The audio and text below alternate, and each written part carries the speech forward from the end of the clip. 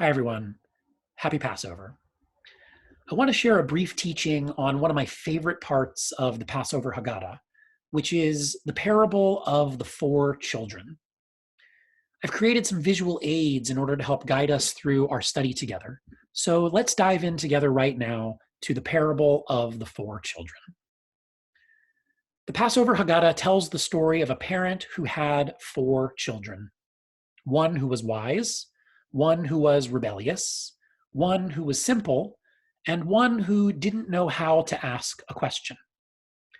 And the Haggadah tells us that every year at Passover time, each of these four children would approach their parent and ask a question related to the holiday.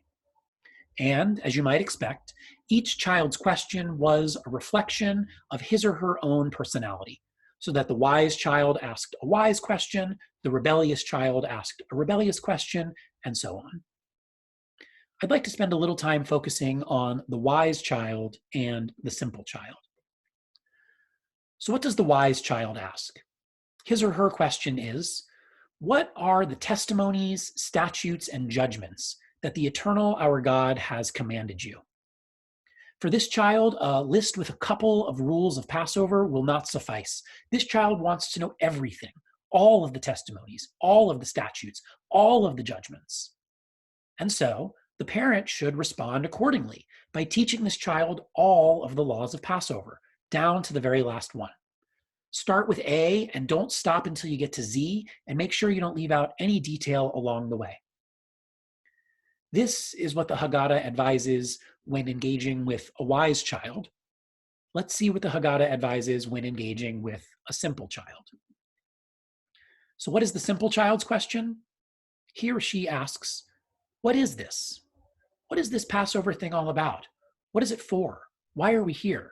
Why are we doing this? And for a simple question, we should give a simple kind of answer.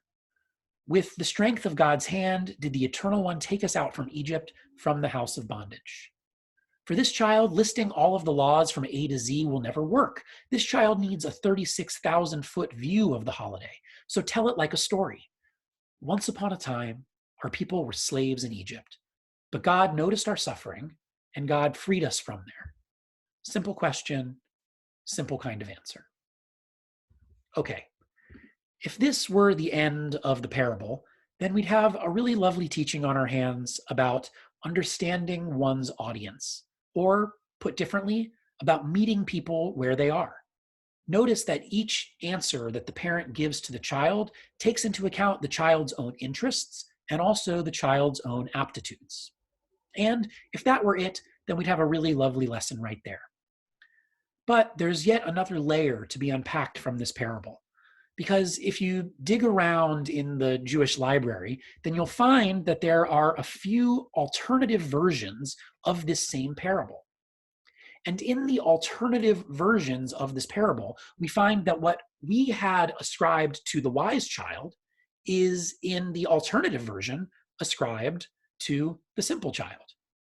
And the reverse is also true. What we had ascribed to the simple child is in the alternative versions ascribed to the wise.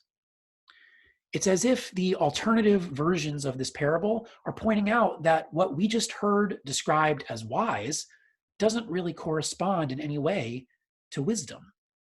Knowing all of the laws of Passover in encyclopedic fashion from A to Z certainly constitutes knowledge or mastery of information, but is it wisdom? We tend to think of wisdom as being something that's a little more complex than just that. And the converse is also being pointed out to us here. The question that the so-called simple child asks is anything but simple. Asking, what is this? Why are we here? What are we doing? Is in some ways very deep. It causes us to challenge our assumptions, to pause and take stock of what it is we're doing in ways that we otherwise go about our lives unexamined. And fittingly, the response that the parent gives to the so-called simple child is in itself anything but simple.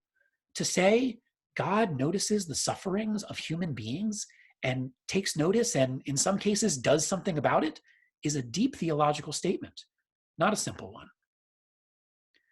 It reminds me, these alternative versions of the parable, of a philosopher that I really like a lot. His name is Tim Crane, and he does a lot of work on the intersection of science and religion. He points out that while both science and religion are concerned with explaining our world, they do so through opposite means. Science asks questions with the expectation that those questions can and will be answered. The religious thinker, on the other hand, asks questions with the understanding that the best questions have no definitive answers. Applying the work of Tim Crane then to our parable, we see that the version we have in the Haggadah has the wise child as like a scientist. He's interested in questions that have certain answers. What are all of the laws of Passover in every detail from A to Z?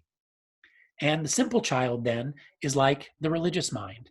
He's interested in bigger questions, questions that have no certain answers, like why are we here? What is this for? What are we doing?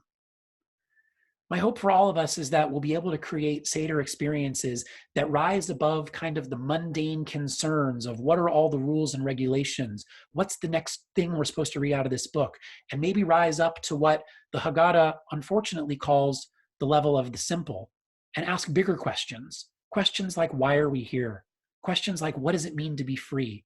Questions like, do we believe that God notices and cares about human beings who are suffering, as the Passover story so clearly illustrates that God does? Is that something that we ourselves believe?